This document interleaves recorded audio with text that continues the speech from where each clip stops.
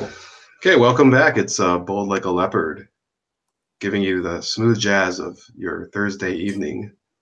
We're hosting today our old friend number 80 for a shit talking extravaganza. And we've been very active this past week.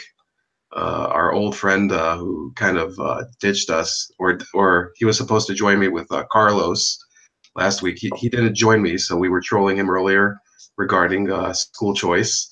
Uh, well, I don't think you know that backstory, so sorry about that. But in any case, we were talking a little about school choice today. Uh, Number 80, I believe we also wanted to talk a little about gang violence and immigration. So let's start from there. So you live in Los Angeles, which isn't exactly, you know, it's not exactly like picket fences everywhere, but you're saying that the gang violence problem is overblown or that it's misrepresented. What's your stance on that? Okay, the gang violence in Los Angeles has actually, in my opinion, has decreased. When I was a younger kid, like around 1992, we experienced many drive-bys and the block getting locked off and things like that.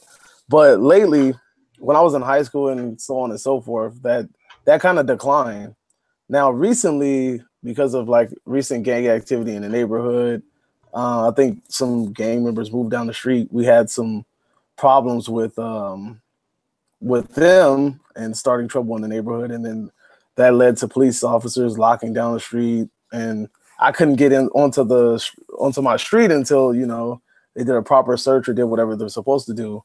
But I think recently they were actually incarcerated, so we don't have anything to worry about anymore because now there's no more helicopters and police cars and dogs going down the streets. But the thing about it is, in Los Angeles, the gang, to me, although there's although it's present, gang violence isn't as bad as it used to be. Like, when you look at a city like Chicago, the reason why the gang violence in Chicago is so bad is because I don't live there, and I mean I've talked to a couple of people who kind of have an insight of the gang culture there. It's much different from Los Angeles. Los Angeles is like, okay, this gang, you're in this gang, they hate each other. But the thing about Chicago is they have different gangs, and some of them like each other, some of them don't like each other. Some of them joined up with members that you would think they would be enemies, and so on and so forth. And they form these little cliques, and these little cliques, I guess, just go to war with each other all the time.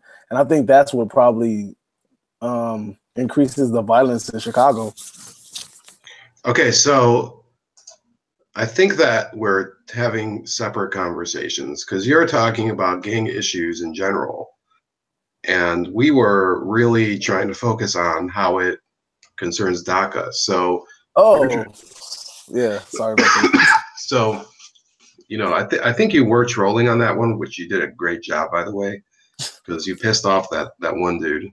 But which one? The guy with the blonde hair. I'm not gonna use. I actually I don't know the guy. I just know him from chats or whatever. So the guy with the Ted Cruz photo. But look, the issue here is whether DACA and the continuing immigration of people from Central America has increased gang violence in the United States. Now, you're saying that it's third generation immigrants or second generation, whatever it is, which, yeah, absolutely, those would be citizens. That's still a problem. And legally, it won't be solved by deportation because you can't deport a legal citizen unless somebody who's immigrated and lied on their immigration forms or something like that. But I'll turn your attention and that of the viewing audience to this report from Fox News. It's Fox News from 14 hours ago. It says female MS-13 gang member, age 18, told teen girl, and you can see she really is a member of a hate group because you see those Washington Redskins sweats on her. So This is really a person with very low empathy for human life. Um, Anyway, a teenage member of the MS-13 street gang who sought to avenge the murder of her boyfriend by killing a 15-year-old girl chillingly told her victim, "Don't forget my name," just before stabbing the girl more than a dozen times. And she says that, so this is a woman, she's now an adult. She was 17 at the time of the murder. She pleaded guilty Monday, and uh, she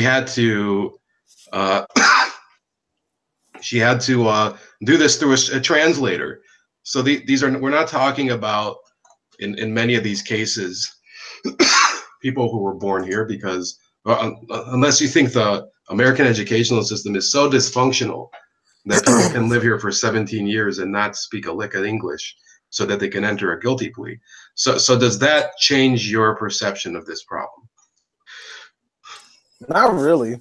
I mean, if you really think about it, yes, like I said, stated with you earlier, I'm pretty sure there are illegal immigrants that are in gangs, because like I told you before, it was started, the gang, especially MS-13, it was originally started by illegal immigrants that were trying to protect themselves from other gangs. And eventually one thing led to another, the gang became violent, and it became kind of like the template to every other gang in Los Angeles.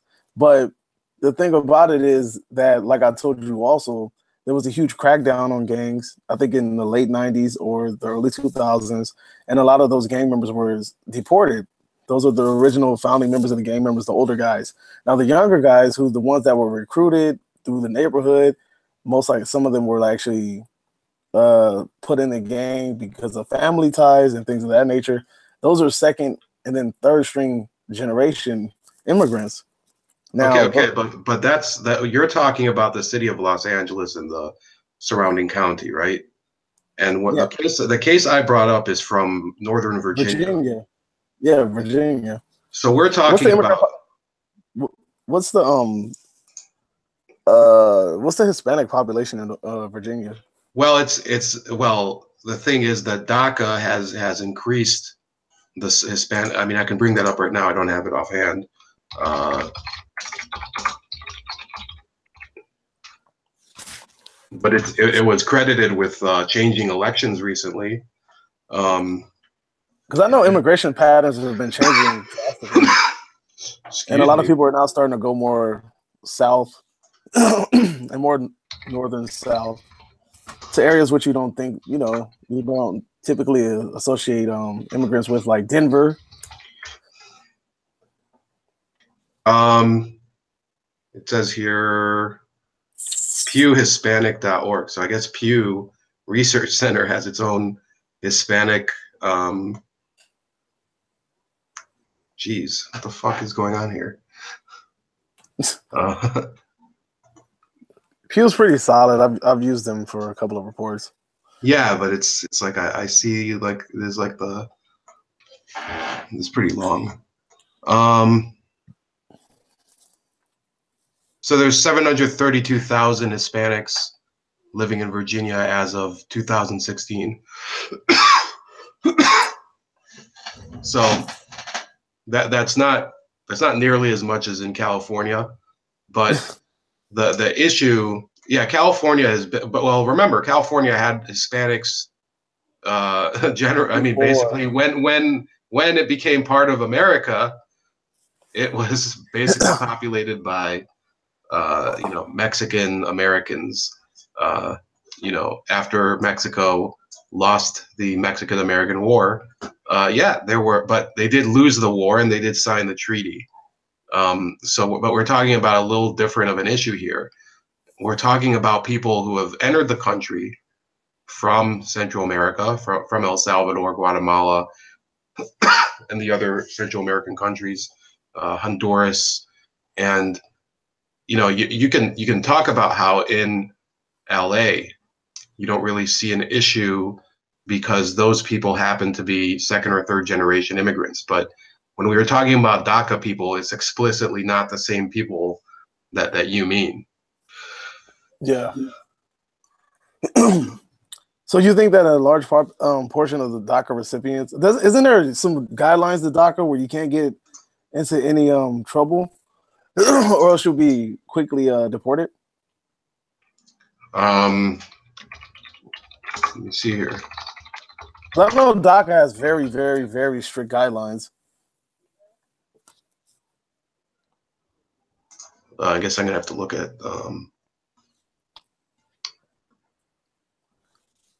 eligibility, travel eligibility. Because there's a lot of eligibility. I had to do a report on that shit, and I just can't remember it off the top of my head. Plus, I'm tired. Yeah, no, we kind of did this on the wing, by the way, to the viewers out there, because I did want to do this while, because DACA is really at the forefront of what's going on right now. Yeah. So your question was whether they can be deported under DACA if they commit a crime. Well, Yeah. technically, any non-citizen, regardless of what program they're under, can be deported for that. I mean, it's a visa violation, for example. If you come here, let's say you're from Romania, and you came here trying to sell some of that disgusting Slivovitz alcohol, and you know you imported it illegally, guess what? You're on the boat back to Bucharest tomorrow, and you know, violations of immigration law are they do get complicated at times. I assume it's dependent on your visa. The problem with DACA, and I want to hear your viewpoint on it, because you know, you seem a little more like an agnostic when it comes to politics. Um, it was a program that President Obama instituted of his own initiative that was never signed into law, and it kind of shoved a lot of the immigration debate over to the future. He never resolved it under his administration, possibly because the Republicans could well, he couldn't get a compromise with any of the Republicans with it. So he shoved this through. It was not really a legal program. It was kind of like he set it up as if, you know, it would be his rules on his terms. And once he left office, you know, the next president, well, it doesn't matter who it would be. Let's say Jill Stein became president. She could have, you know, as crazy as that sounds, she could have said, "Well, DACA, I mean, forget it. You know, I'm done." So what's your response to that? What do you think about the program as a whole? The program as a whole, I believe that it was supposed to be. It's like a band-aid. It wasn't. It's not supposed to be like a permanent fix. I think this was supposed to be one of the first steps of many towards the actual immigration legislation. I feel like it was a good. It's good for what it is for now, but I don't think it's a long-term answer. But because the way the guidelines and everything that it has set forth, you have to meet a lot of criteria in order to even apply for DACA. To even get approved for DACA, it's a lot of things, a lot of standards that you have to meet. And for someone to actually get approved of these things, it kind of, and then back to tie it in with what we're talking about, it's kind of hard for me to believe that somebody that's joining a gang that might have a rap sheet, who might have a history of crimes, would actually like I just went blank. But the person who has a rap sheet, who commits crimes, who has a known gang affiliation, would actually be able to apply for DACA and actually get approved. So Well, you forget an important detail. Okay, these people are coming from El Salvador, which is a country that it's not exactly like you know, I worked like a couple of times with people from El Salvador, and it's not like it's hard to forge documents there. Just like when you have people come in from China, you can get a friggin' Chinese passport easy.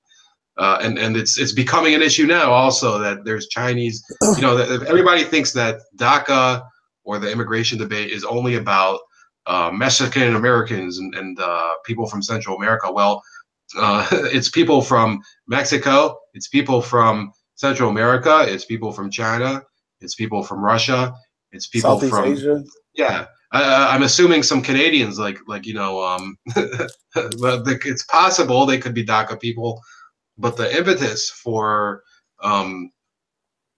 doing DACA was because Obama saw all these illegals coming over the border, especially unaccompanied minors, and he said, "Hey, humanitarian crisis will let them in." But what exactly has that accomplished? I don't see anything. You can't just, like you said, put a band-aid over something and then expect the next president to solve the problem. Well, I'm trying to think. I mean, the only thing about DACA, and then you were talking about unaccompanied minors. I just hold on. I kind of drew a blank because you kind of left on like just a statement. So it's like I don't know how to write off of that. No, but the whole problem is, think about it this way, okay? You work in education, right? We're not going to talk about your specific job, but you work in the educational field or something, right? Yes. So what President Obama effectively did, if you think about the messaging, was he said, if you're under the age of 18 and you want to come to this country without documentation, just come in and we're going to set up a program so that we can't deport you as long as I'm president. And that, in my opinion, now remember, these people are from, they're not from directly on the border. They're not from Tijuana or from, Juarez or any of those other cities on the border, Laredo. They're from, Sinaloa. well, no, they're from way south of there. They're not even, they're from Central America. That's that's thousands of miles away in El Salvador and Honduras. Guatemala and Honduras. So they have to cross, the even more dangerous Mexico, get smuggled across the border in some cases, and human trafficked into the United States. And Obama's like, "Hey, I'll you get here, I'll set you up." I got, he said he'll hook them up, and and in my opinion, it was a very dishonest policy. It's led a lot of, and by the way, the people that are victimized by MS-13, which, like you said, it does have some roots in the United States among, a previous generation of Salvadoran immigrants. But the main victims of their gang violence are Salvadoran teenage immigrants who are DACA recipients, and the main perpetrators are other DACA recipients. So it seems like Obama has pretty much imported El Salvador's problem back into the United States. That's my perception of it. But okay, but that's the thing though. If you're on DACA and you have to, okay, so let's say, yeah, whatever. In El Salvador, you join the gang. You get to the United States. You make it all the way here. You apply for DACA. You get approved, right? Now, after you get approved, you have to stay. Like you basically have to stay within the guidelines. And one of the guidelines is I think you have to complete something about completing high school, and for sure you have to stay out of trouble with the law. You have to get a high school diploma or a GED. There's a bunch of, it's like you have to look up the guidelines for how to for DACA. Look, that's like those guidelines where they tell you not to have sex in the bathroom at school. It happens, okay? Those things, where they tell you, don't sniff the white out in the back of the classroom. Some of us aren't strong enough to resist that twice a day. So twice. Just kidding. but you know what I'm saying, that he can make as many guidelines as he wants. And Larry Gerke says hi, number 80. He's been listening pretty much the whole time. But Mark Anthony's also joining, and Lisa as well. That's my brother's name. That's funny. Mark Anthony? Yeah, that's my brother's name. Did they name him after the Puerto Rican singer? Dude, I have no clue. Like, I barely even know that guy. So anyway, so think about it this way, okay? I'll give you an analogy, okay? In the 90s, when I was growing up, we had all these reports of the Russian mafia moving in from the Soviet Union. Now, how did they get to the United States? Well, the Soviet Union fell apart, and people could just buy a whole new Russian passport or Ukrainian or Kazakh passport, Kazakhstan passport. And it would be, instead of Vladimir Ivanovich Popov or something, it would be like something like Biggest Dickus or something. They just, you could buy full documentation. Now El Salvador is not, I mean, it's not complete chaos there, but it's not as well set up as other countries. And to forge a document, it doesn't require the government over in El Salvador to cooperate. You just forge documentation, and they're coming into the country anyway without documentation and without any of the we don't know who these people are. That's the bottom line. So they come to the country and they can play nice, and you're assuming that they would get deported for committing a crime. Well, the fact is we've seen the Steinle ruling. We don't know if that guy's going to go back to I think he is from Mexico, not El Salvador, but in either case, look, you can make the rules and you can talk about how people have to follow them, but the enforcement of the rules is up to the administration. And I would say that Obama didn't care about enforcement of those rules at all. He was all about just getting them in and hoping for the best. I can see that. And then hopefully that somewhere in the future that there will be some sort of bipartisan agreement on immigration. But the thing is, you keep saying that about the rules, right? But the thing is this, the Steinle case, right? Was the guy a DACA recipient? No, he's not a DACA recipient, but he'd been a felon several times over, and he was deported several times. Then that means he was like a ghost on the grid, right? Well, he'd been deported several times already. No, I know, but I mean, I'm saying like he's like literally a ghost though. Yeah, he's a ghost on the grid, just like these DACA people. But okay, but it's not a ghost on the grid, because once you get approved, this is who you are. But then after that, that's like me saying, it's the same as me signing you up for an Xbox avatar. Yes, I assigned you a new identity. Okay, that doesn't mean that's who you are. You could have a totally different identity. We've seen it. I mean, in baseball, we've seen fake identities for Dominican pitchers.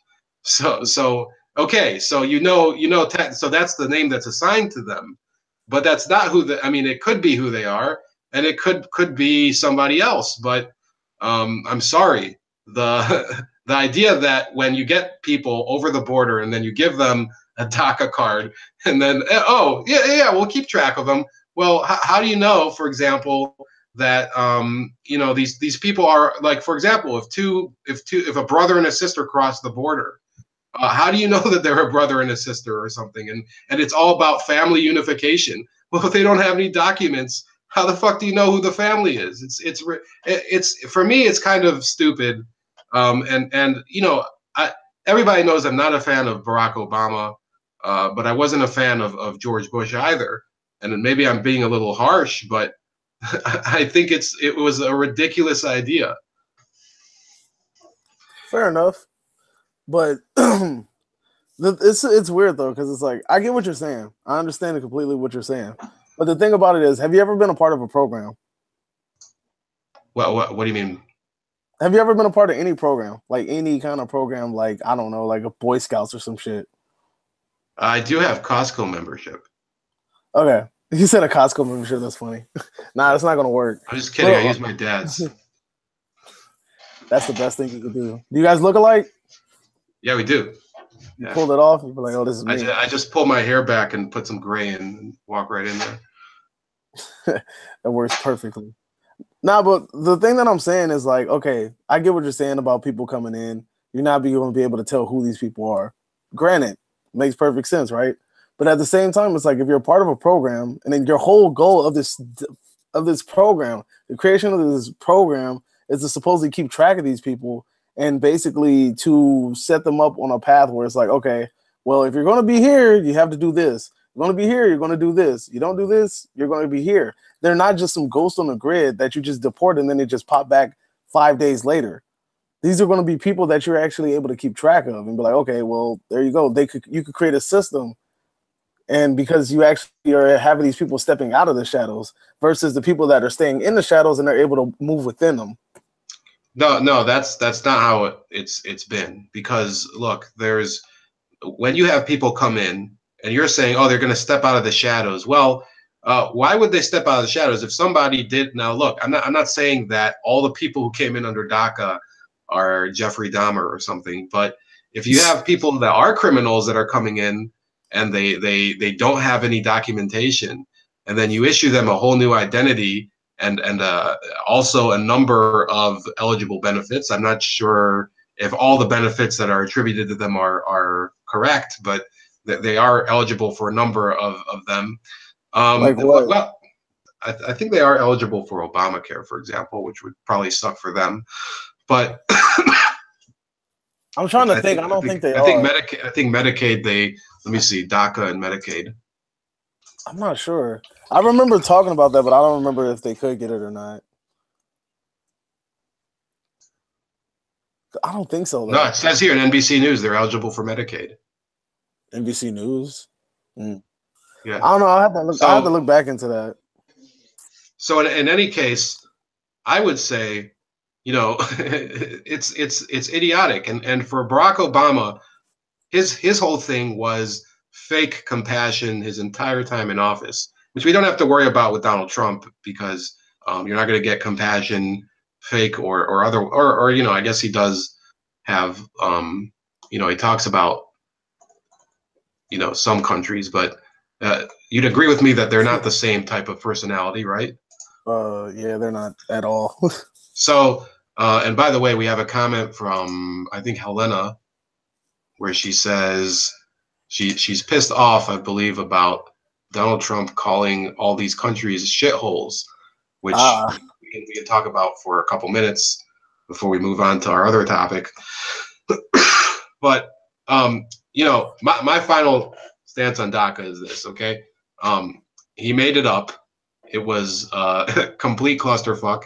We do have more criminals in the country, and El Salvador, they're going to be kind of in a huge, um, they're going to be in a real pickle when they get all these MS-13 people back, and they've already complained about it. So it's irrefutable to say that gang members came into the country, or that people came into the country and became gang members, and it's just created a larger problem. And I had an interview back in July with a teacher from an undisclosed area on the East Coast. She wouldn't talk publicly with her name, but well, she talked, but she wouldn't use her name. And she said that her school is not safe anymore because of a lot of these people coming in that are undocumented or illegal immigrants. Is it really is? That's the real word. They're illegal immigrants, and they get to go to her school and turn it into some sort of terror zone for her. So that's my opinion, and maybe it's better in LA, but I'm not hearing that from the people in the areas that I'm talking about. well, let me. All right, I'm gonna respond, I guess, and then I'll ask you a question. The thing about this is, do you really think? What? Give me a percentage of how many DACA recipients do you think, or DACA applicants, or whatever. Give me a percentage of how many of those you think are gang members or Well, thought. how are you supposed to know? The gangs don't publish their membership. No, I'm just saying. Just give me like an estimate of what you think. But we're talking, first of all, how many people are in DACA? That's a good question. So, let's see, DACA numbers. Maybe you should look up the So that Hispanic DACA numbers because that'll give you a better one. Because you just said it earlier that there's also Asian DACA members and other sides. well, people would be under the same provision. People would be okay. Here we go. So you have Mexico, 500,000 people. This was from 2017, September 25th, 2017. 548,000 people from Mexico, 25,900 from El Salvador, 17,000 from Guatemala, 16,000 from Honduras, 7,400 from Peru, 7,300 from South Korea, which I don't know why anybody would want to leave South Korea. They have the whole Gangnam dance and whatever, but I guess they're welcome. I guess, they can do that here too. You got Brazil, 5,700. That's understandable. Ecuador, 5,400. Colombia, 5,000. Argentina, 3,900. The Philippines, 3,800. India, 2,600. Jamaica, 2,600. Bomba Venezuela. clot. What's that? I said bomba clot. So anyway, yeah, it's mainly concentrated now. Now I didn't think it was going to be that many were from Mexico itself, but you can see the first four countries are in are Mexico and Central American countries. So what are that, like about 1 million? If we add the Central American countries and Mexico, that's about 1 million. I think the grand total is 690,000 people Altogether from the Central American countries and Mexico? From all of the DACA recipients. Oh, okay. I'm talking about that. So their percentage would be, let me see, 83, 85, about 88% would be from Central America and Mexico. Okay. Now, damn. Well, I was going to tell you to give me that actual number. Well, do you think a large portion of those people will eventually or are going to bring gang culture to the United States? Well, they have brought. I mean, first of all, to bring gang culture, if you're phrasing, there is gang culture here. That's not the point. Yeah, it's already here, but you know what I mean. Because you're saying that these are people here. I'll answer your question the way I think you meant it, and if you have any like follow up, then go ahead. But what they're doing is we're bringing in more people who are very good candidates for gang membership and activity. More candidates for gang membership and activity. Well, think about it. These are people, they don't speak English. They live in they go to these high schools. They're often in groups with each other. Okay. So you're saying they're like easy recruitments. Absolutely. Okay. And the proof's in the pudding. We can rock with that. Or I guess the proof's in the dulce de leche, as they would say in Argentina. But there's a lively discussion going on here with some of these people here. I think Larry just asked Mark Anthony if he wants a joint or something. So why? Okay. Are they assuming his ethnicity? I don't know. What are you guys talking about? I just fucking hate that, bro. You have no clue. Everybody assumes I smoke weed because I'm black. Well, at least they don't assume you smoke crack. I mean, that's fucked up. Think about what? That was fucked up. But I mean you watch Chappelle's show, don't you? Yeah, fucking Ashy Larry. That shit is hilarious. Did you see his new special, by the way? The one that they were going to take down? Dude, that shit was awesome. You know what's funny? That second one kind of threw me off because like he was just kind of talking, and I was like, I wasn't sure if it was stand up or it was just him, just like just talking. No, I thought he did a fantastic job in both of those, and even though I didn't agree with everything, I think he made it all seem both funny and very well thought out. You got mad about the Trump stuff, huh? No, I wasn't mad. I just didn't agree with it because I think he was trying to say that. I think what he really means is he doesn't believe in anybody now because he kind of knows the truth. He lives in Dayton, which I'm from the same state, so he obviously knows that the problems that brought Trump to power, he was very familiar with. So let's see. We have a little time left. I think we have 10 minutes left. So school choice issues. What's your idea about that? What's your big opinion on it? All right, so everybody wants to say, look, I have no problem with people getting vouchers, all right? But I don't think that more money should be pumped into people getting vouchers to go to these private schools. And the reason that I don't believe that they should do that is because one, you're just taking a handful of people and you're putting them somewhere else, and you're helping those people. But at the same time, the people that are still stuck in some of the public education, they're still suffering. But there's an important thing to actually realize, and it's that not all public schools are broken. There's only the only public schools that are broken are the ones that are residing in low income communities. And the reason that they are broken is because that the property tax determines the funding for the schools. And obviously in low income community, the property tax isn't going to be as prestigious as somewhere like Beverly Hills or Palos Verdes. Now, like I was telling Alex, there's actually a public school in Hollywood that has a robotics class. You know, fast forward, you go to my school, the location that I work at, we are basically putting together old computer desktops and old motherboards and basically running computer labs like that. And these are old computers. And I think the most newest piece of technology we have are these iPads that were given to us before the superintendent, I think, had to resign or something. But anyway, that's beside the point. But the iPads were given to us so that the kids can be taking these tests. And that's like probably like the newest piece of technology that we have at that school. But it's evident that these schools are actually underfunded when you compare it to a Hollywood, a Palos Verdes, a Beverly Hills. And I don't think vouchers are going to help that. It's not, I mean, it might help some of these schools step their game up by intimidating them from taking some of the students away from them. But at the same time, it's not going to have any long-term success. I think the real thing that we need to focus on is maybe opening up more schools near some of these schools that are overflowed.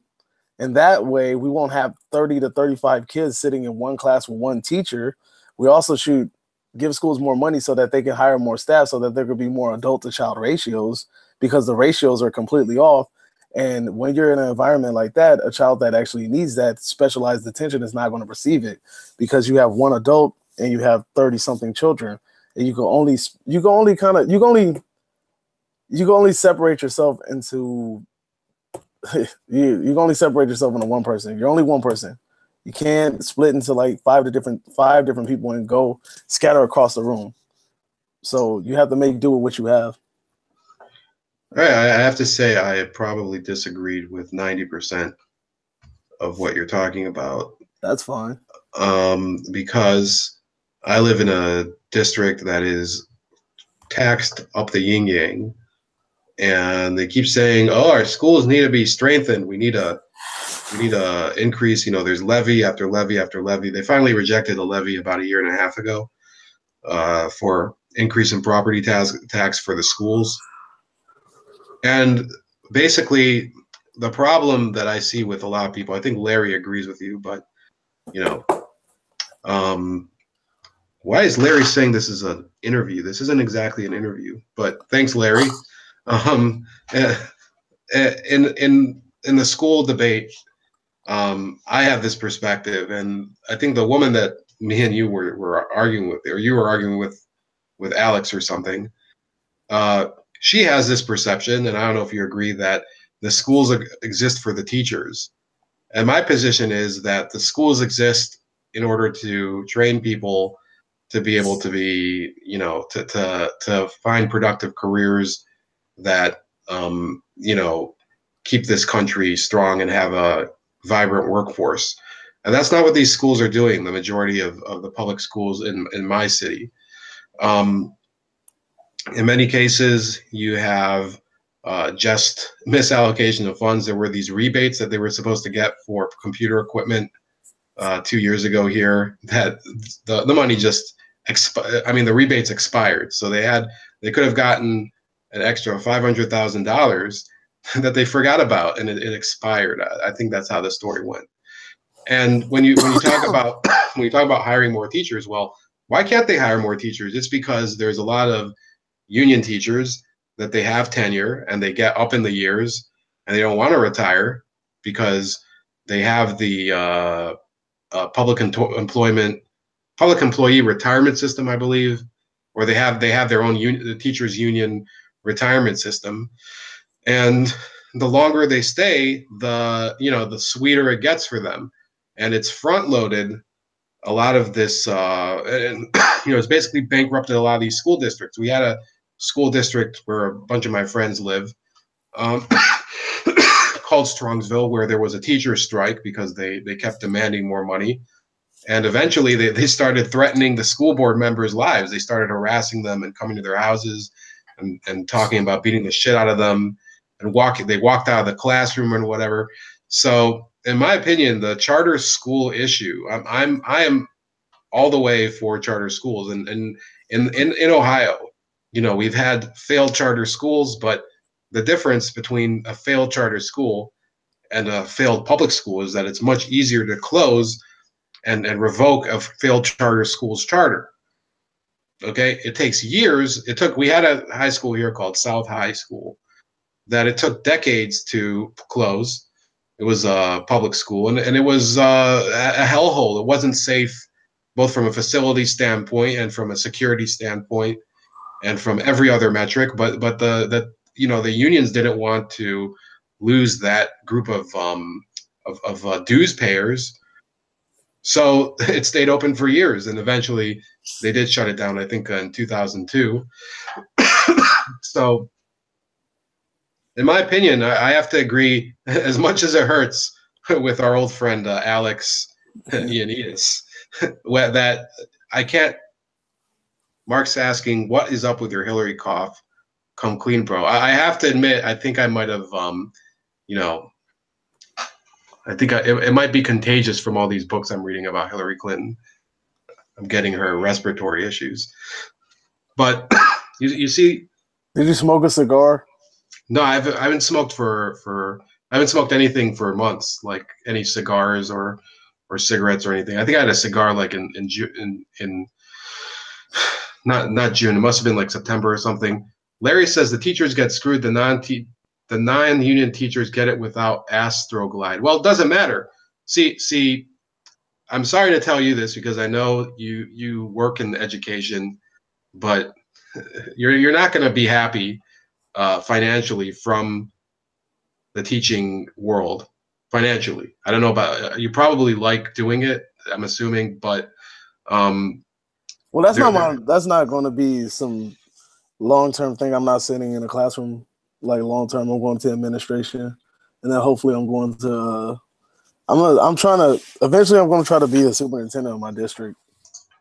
Okay, so so you're probably aware though that a lot of the problem with the education system is a lot of the budgets get diverted towards administration as opposed to classroom instruction. Oh yeah, definitely. There's a lot of misbudgeting in a lot of districts. Like when you're telling me the story right now about the district that I guess that closed in your neighborhood or should have closed in your neighborhood. The thing that you're telling me is that the property tax is high, correct? Or they that school was not in. It's actually in the city of Cleveland, and it's not very close to where I live, but the problem with the Cleveland school district, what wrecked that was not the property tax. What wrecked that was the busing issue of the 70s, which you probably have read a little about, and it drove a lot of these Catholic white people, people. White. Yeah, exactly. Thank you. Exactly. It drove them to put their kids in Catholic school or to move to the suburbs, and Heights South High School, which is the one I'm talking about, within a few years just became. I mean, it was never a great school, but it became just a hellhole. But what's funny? The busing thing that you're talking about. I remember once I was listening to this podcast, I forgot who it was, and there was this guy recounting that there was like this thing where they were busing people from more prominent, more prestigious neighborhoods, and they would bus them into the neighborhood. And he made a joke and said that it felt like overnight that they rebuilt the whole school because he was saying that along with these kids that are coming from these prestigious neighborhoods because of I think it was like a form of like integration or something. But he was saying that when the kids came over, that it felt like they rebuilt the school overnight. He was like, the roads were paved differently. The school was like freshly painted. he was joking, but then he really did say that the school quality went up. And whether a lot of people like to talk about it, the school system and a lot of schools are still heavily segregated. And this is especially true in northern and eastern states because during the whole integration push, a lot of the focus was centered on the South and not on the eastern and western states. And a lot of eastern and western states kind of just like. Hold on, I think you froze out a little. Well, so you have these schools that are predominantly one race. Can you hear me? Yeah, I can hear you. Did you mute yourself? No, but you had a little robot going on where you froze out for a second. Oh damn. Well, go ahead. Yeah. What part did it leave off on? You were talking about the northern and eastern states.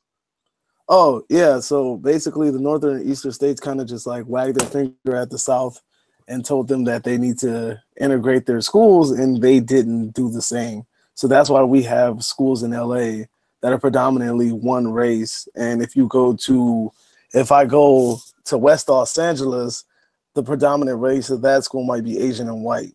If I go to Cerritos, the predominant race would probably be white, Asian, and maybe some sort of Indian. Okay, but that doesn't look what they did with the busing crisis, where they forced. I actually had a professor in college who was he was a radical black nationalist Marxist, and he said that the busing crisis was the worst idea ever. That he was he had two kids that they were forced to go to school an hour and a half away. And in the school around the corner, you had these white people coming in, white people, and he said it was awful for his family if he needed, for example, to go pick them up on a day, let's say to take them to the doctor or to to go see monster cars, whatever the hell it is, monster trucks. So he said that he would have to drive an hour and a half away, pick them up, take him wherever he needed to go. The bus ride was really long, so they had less time to spend at home and doing homework. And this was in the late 70s, early 80s. So the idea that integration was a good thing everywhere. Jeez. Most black nationalists will tell you that they don't like integration. Well, why did they become black nationalists? I think I can't speak for him, but he saw a lot of these people, these white liberal judges. In many cases, this was a federal or district level judge, that they enforced these rulings that, oh, we have to integrate this school district because it's not racially diverse enough. Well, it doesn't come with the residents. The residents don't approve of that. It's one person making a decision on behalf of an entire area, community, whatever it is, and they're not gonna, just because some judge tells you to do something, send your kid to a school miles away. Some of these people, by the way, are attached to their high school. They're alumni or whatever. They don't give a fuck what some judge says. And it's ridiculous, in my opinion, to talk about diversity being the driving factor in education. This Umar Johnson guy who, I don't know if he's like 100% with it mentally, but he makes some great points that all of this enforcement. I'm surprised that you agree with Dr. Umar.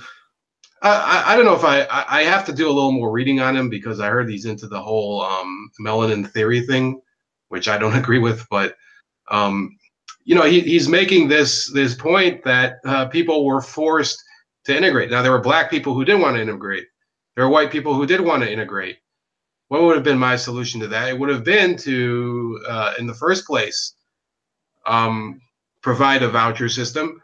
And somebody could form a charter school. Or you could obviously the public schools should have been, open for general enrollment for people in the neighborhood. But busing was really an intrusion on the rights of local communities and residents, in my opinion. Did that black nationalist guy ever tell you if his daughter's education or child's education ever improved, or did it do nothing? Well, that he didn't really talk more like in depth about that, but no, he said it was pretty bad in terms of, and he said that really it was a problem for the family as a whole. Now I don't know whether the education itself improved. I Because that think was the main point. The main point is to improve the education. Because the thing is, look, man. The thing is, a lot of schools had resources that a lot of other schools didn't have. A lot of schools in minority areas are like they're not funded as well. So if you're giving these people an opportunity to go get bussed out and go to the school that just so happens to be predominantly white and well funded, and it's an hour away, then so be it. You know what I'm saying? It might be an inconvenience for you, but at the same time, man, it's a benefit for your kids. no, but why is that school better performing? Let me ask you that question. Is it Why is it because better is it performing? because of the money, or is it because the parents who send their kids there, they demand more of their students, or the school itself enforces a higher standard? That's why it's performing better. Now what has that like this is what's so wrong about it. You say we need to send our kids to a better school instead of saying we need to improve the shitty school that they're going to. Now I understand that that's Oh also no, that's what I want to do. well, okay. So let's talk about how to do that. Now, one of the solutions, for example, you're talking about overcrowding of classrooms.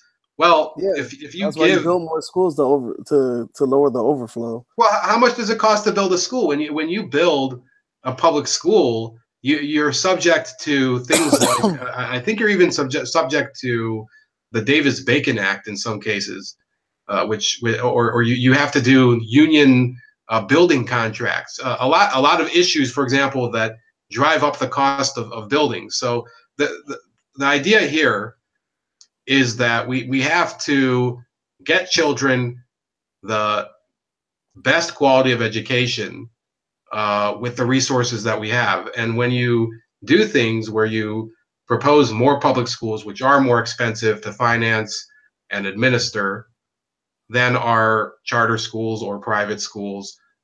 Private schools, that they're hit or miss. I went to a private day school for a few years and it sucked ass, and I went back to public school.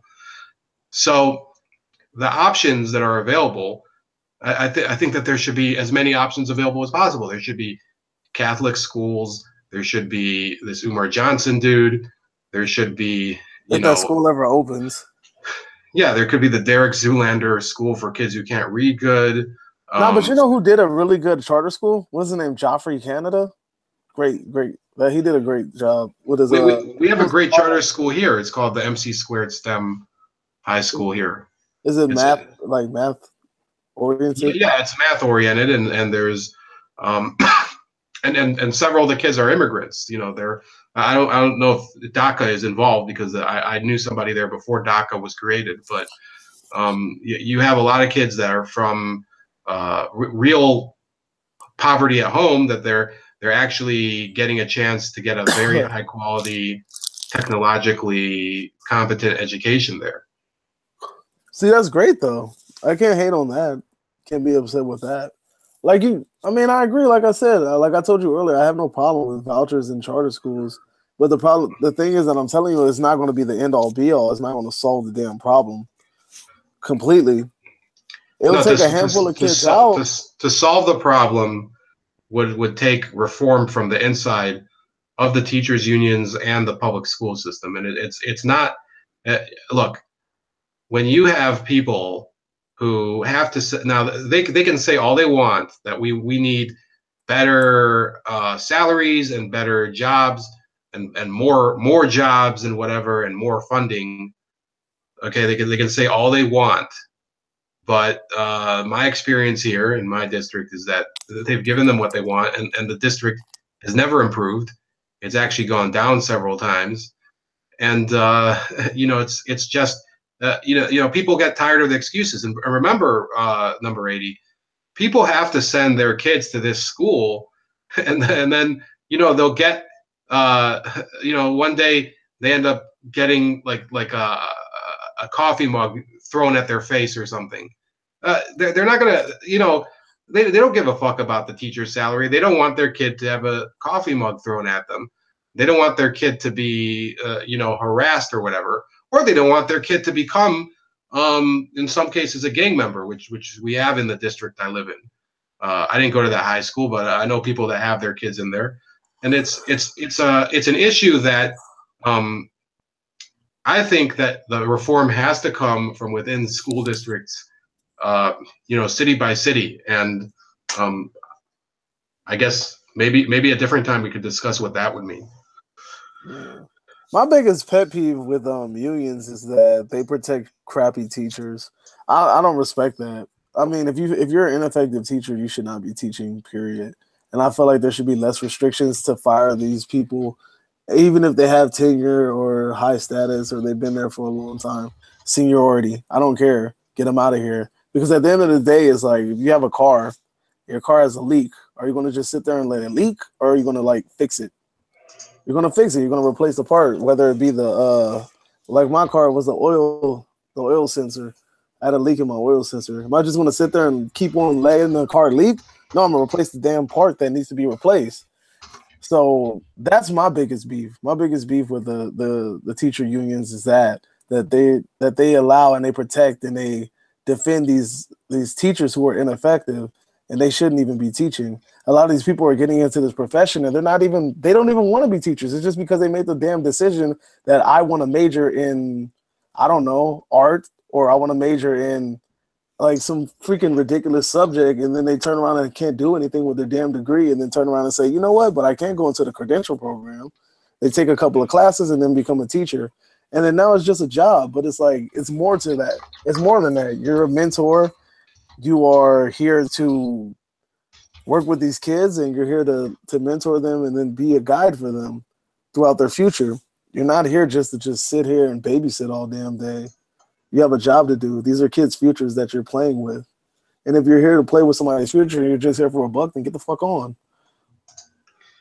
I'm sorry I was distracted. I did hear what you said about the teachers, but we have some sort of weird misunderstanding in the chat. Larry Gerke and his lovely wife Cher apparently believe that you're Gary Byrne, who was the interview subject yesterday from the Secret Service. No, this is number 80, Alvin Harper, two-time Super Bowl winner for the Dallas Cowboys, and now he's gone back in time and become a teacher in LA. So yeah. I'm not sure, Larry. Maybe you can explain why there's a connection between Gary Byrne and what we're talking about now, unless it really is a misunderstanding. So anyway, let's wrap Secret Service. Yeah. So let's wrap it up. What do you think about last word? What do you think about the end of the NFL season now? Ratings are still going down. Your Rams, I did see some of the game. It was. I was mad, man. Yeah. So what's your take on the end of the season and the rest of the playoffs? I just hope the Patriots don't fucking win. That's it.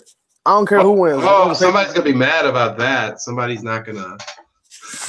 I already know, man, but I hate the Patriots, bro. The Patriots are bandwagon, and then also with what is that, Spygate, Deflategate? They got too many gates going on, man. I don't like the Patriots. I feel like everybody that likes the Patriots are bandwagoners. Like once they start winning a couple of Super Bowls, people start riding them, man. I don't like that. You better start talking to me about real history.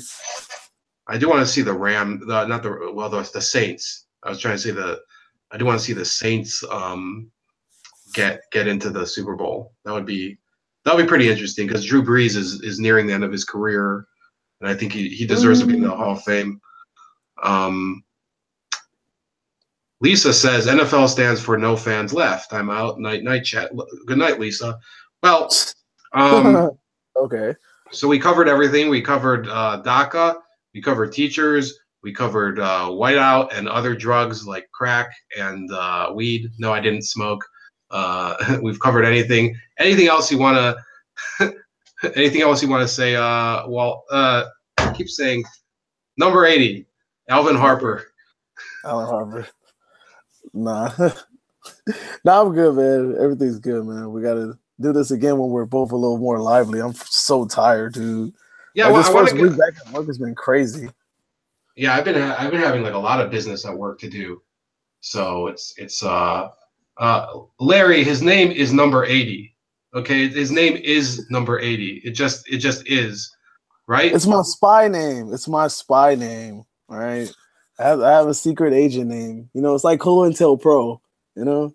Yeah. Didn't you Number ever play GoldenEye? Oh, for real, right? 006, 007, number 80. I was in that game, man. I was in the little tombs. All right. So I guess we'll call it a night. Thanks again, number 80, for joining. Maybe one day we'll get you on with Carlos or with Alex, I guess, again. Um, and who else? There's another guy that I keep wanting to have on, but he's usually a little harder to arrange because he's in Chicago. So, yeah, good night. Have fun at school tomorrow.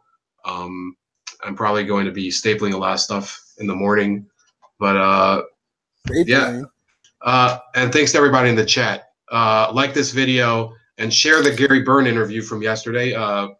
Number 80, you should check that out too. I have it in the description. And the Gary Um, Byrne interview for today, you know, because he somehow, was in two yeah, places at once. Gary Byrne is he's just propagating. He's like Mr. Smith in the Matrix, right? Right? Yeah, Mr. Anderson. yeah.